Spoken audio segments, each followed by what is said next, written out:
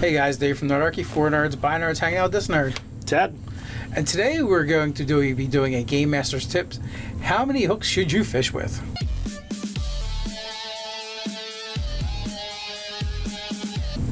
If you want to jump down to the description below, you can sign up for Nerdarchy the newsletter. It's a great way to get weekly gaming tips as well as learn how to game with Nerdarchy. So we actually had a viewer question pertaining to this, so we figured we would just shoot a general video on it for Game Master Tips. And their problem is they want to introduce like 4 hooks at the same time in a campaign that's been going on for a while. First of all, like when you're introducing multiple hooks into your campaign, they should feel kind of organic and natural. Indeed.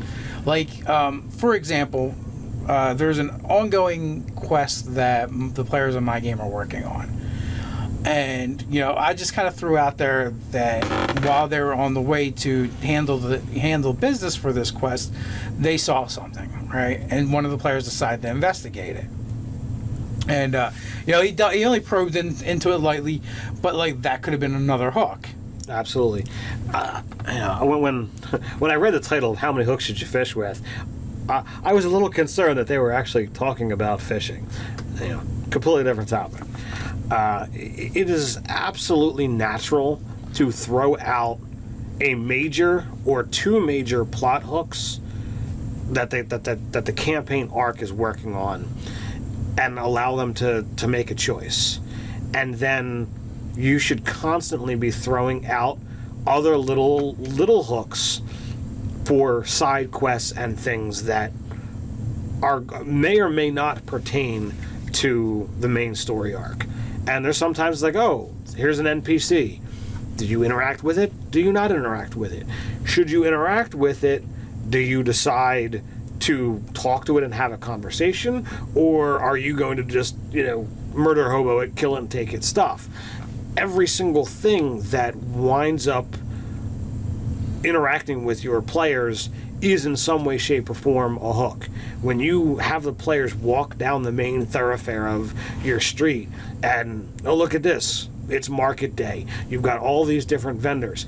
Technically, every single stall that you throw out there is something for them to interact with. It could be a minor hook. It could be an insignificant hook. Oh, it's just a shopkeep. I'll do this. Oh, well, what happens if they say, well, I really like this shopkeep. I want to get a relationship with them. I really like this. I want to do more with it. In my game, players created an entire NPC and their bakery because they really wanted the good bread. And it's something that more happens throughout the course of the game because what the players wanted to do. So the same thing can happen with your games, because the players might bite on something, or they might not, or they might create something for you to fill in there.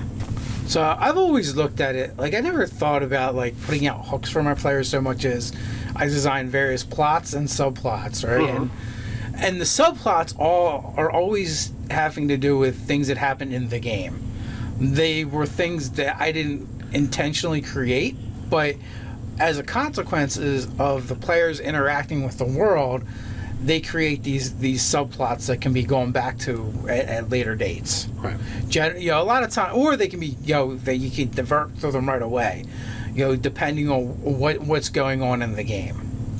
I forget which campaign it was, but like I remember you saying that like in that campaign there were so many subplots that we haven't even gotten to yet because we've been dealing with the main problem. Right. Even in my more recent game where we've been running, there's always been like these side tangents that your character has wanted to go back to and hasn't gotten to. Yep.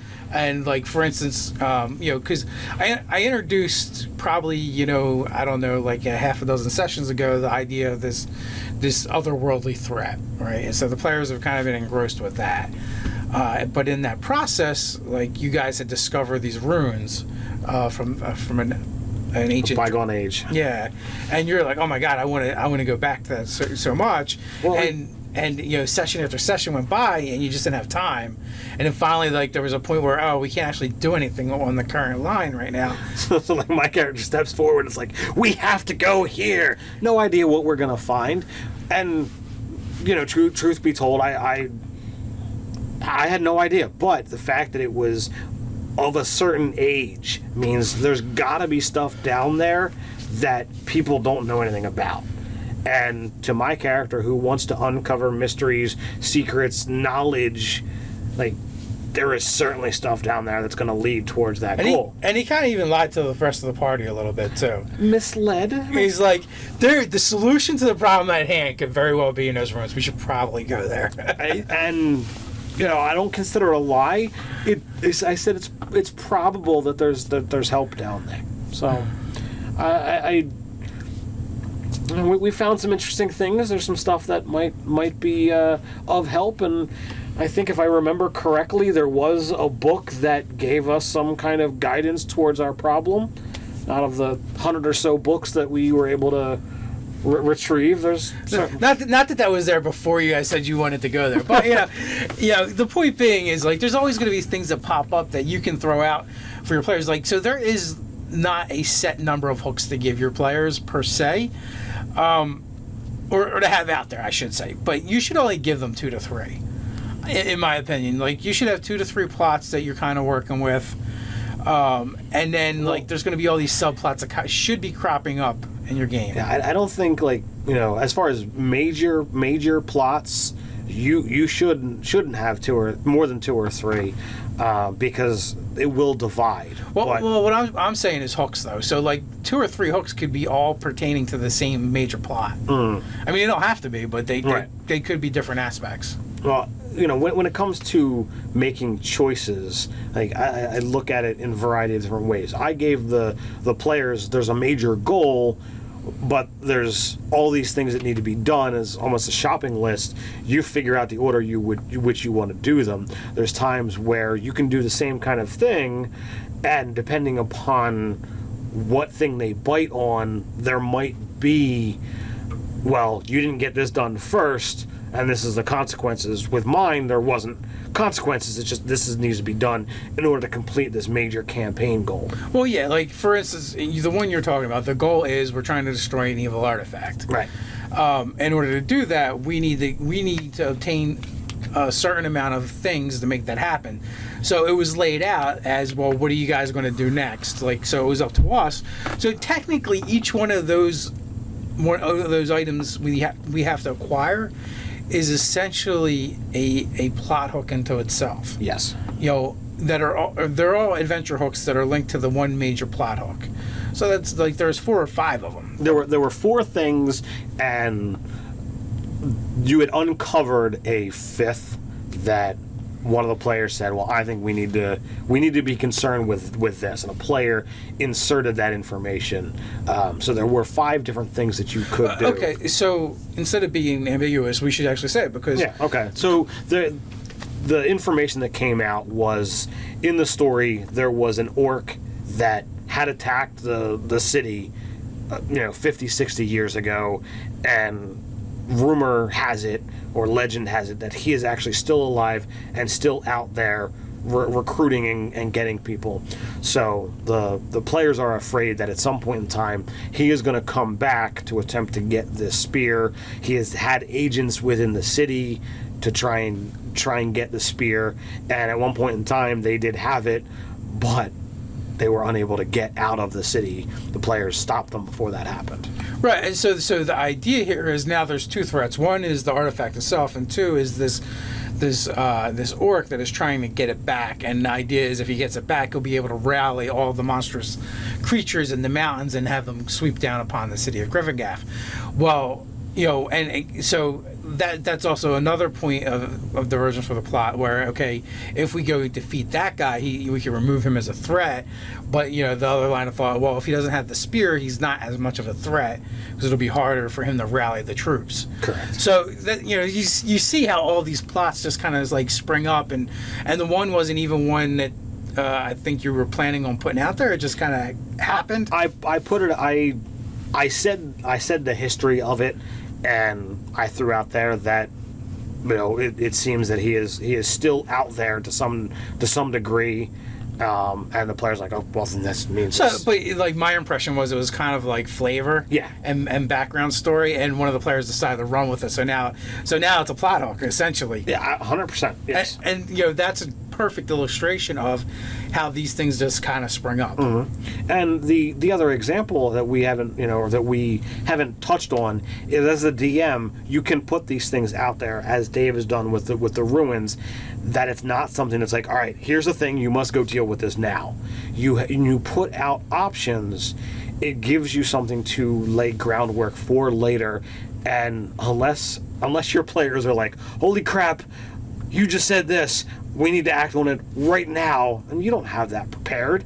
So unless you're willing to run that subject on the fly, you have the ability to be like, all right, okay, well, we can work on this next session, or you can give them that session to finish preparing for that mission, and then call it an early night and wrap up and let them go do that next session. I did this 5 sessions ago, where I brought up this orc out in the mountains, and these guys, the players are like, we'll get to that eventually.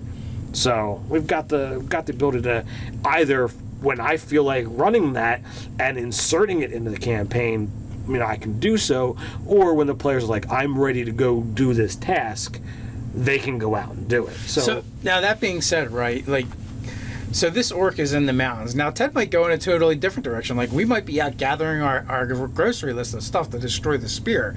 We might come back to the town and find it's totally under siege by all these monstrous humanoids. We go like, son of a bitch, we thought he needed the spear to do that. Apparently not. and don't you're 100% correct. I have thought in that general direction, and I'm still undecided as to what exactly I want to do, whether I do exactly that, where you come back to, oh crap, or do I do the wait for the players to make the choice. So I can go in either direction, and by having put that plot thread out there, having the players decide that they want to bite on it, I have time to sit there and think, what's going to be a more enjoyable story? What's going to be fun for the players to interact with? Do they want to do the hunt, or do they want to do the defense? I've never run a siege game before. Be interesting to see how that happens. But at the same time, if the players decide to run off into the mountains to go deal with it, what kind of issues does that cause? Because there's not going to be walls to hide behind. There's not going to be an army of elves, dwarves, humans, dragonborn defending the city walls. It's them versus the horde. So it's a lot of interesting dynamic choices. So in wrapping things up, you should only put out a couple of hooks, and then however many develop throughout your campaign, that's fine. Write them down. Let the players come back to them. You can actually act on them. Because the players didn't. Something happens. There's tons of different ways to go with it. How do you guys handle it in your games? How many hooks do you like to put out there? Leave it in the comments below while you're at it. Like, share, and subscribe. You can tweet at us at Nerdarchy. So until next time, stay nerdy.